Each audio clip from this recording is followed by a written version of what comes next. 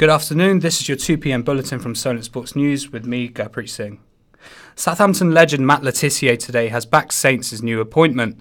Mark Hughes, who was announced as new manager yesterday, will be giving his first press conference as Southampton manager very soon, ahead of the FA Cup quarter-final with Wigan. Le Tissier feels that the appointment is a positive move for the club's hope of staying up. I think in the position we're in, I think we needed somebody to come in. It's a short period of time, so you needed someone with experience of the league. And I think with over 400 games managing the Premier League, Mark's certainly got that experience, and hopefully he can draw upon every single bit of it to get us out of the trouble we're in.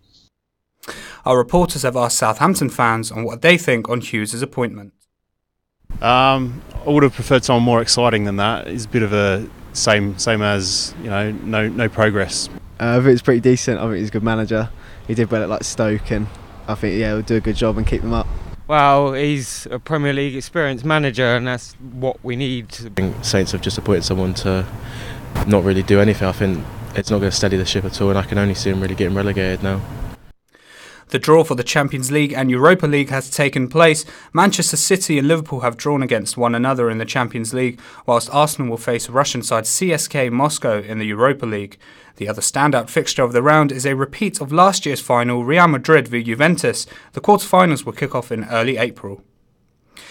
To cricket now, and left-arm spinner Jack Leach has been called up to England's Test tour of New Zealand. He replaces the injured leg spinner Mason Crane, who will be returning to England with a stress fracture in his lower back. Test vice-captain James Anderson believes Crane will come back stronger. Around that age, 2021, you are susceptible to those stress injuries. But I think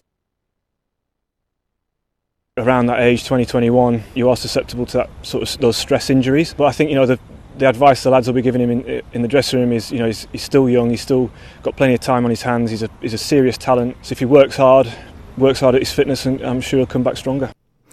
To rugby now, and the Six Nations tournament concludes tomorrow with Ireland taking on England. Ireland have already been confirmed as champions following their win over Scotland and England's defeat to France.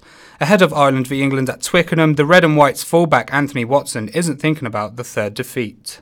We haven't even spoken about the possibility of that happening. We've just tried to focus on those learnings that we've got from the Scotland and France game and put them right in training, and then all of our focus lies is putting on a good performance and hopefully getting a win on Saturday.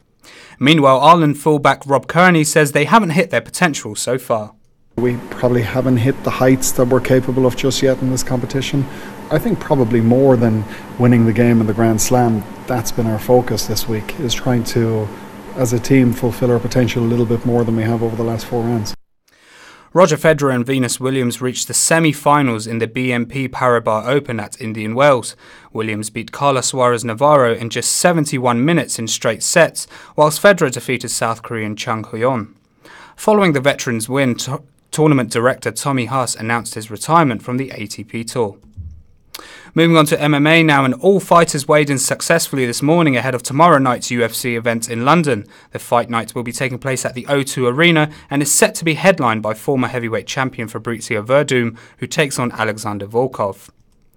And finally, Tiger Woods says he's recovered the feel of playing golf tournaments after continuing his impressive comeback form. The 14-time major winner is 4 under par after the first round of the Arnold Palmer Invitational, 4 shots behind the leader Henrik Stenson.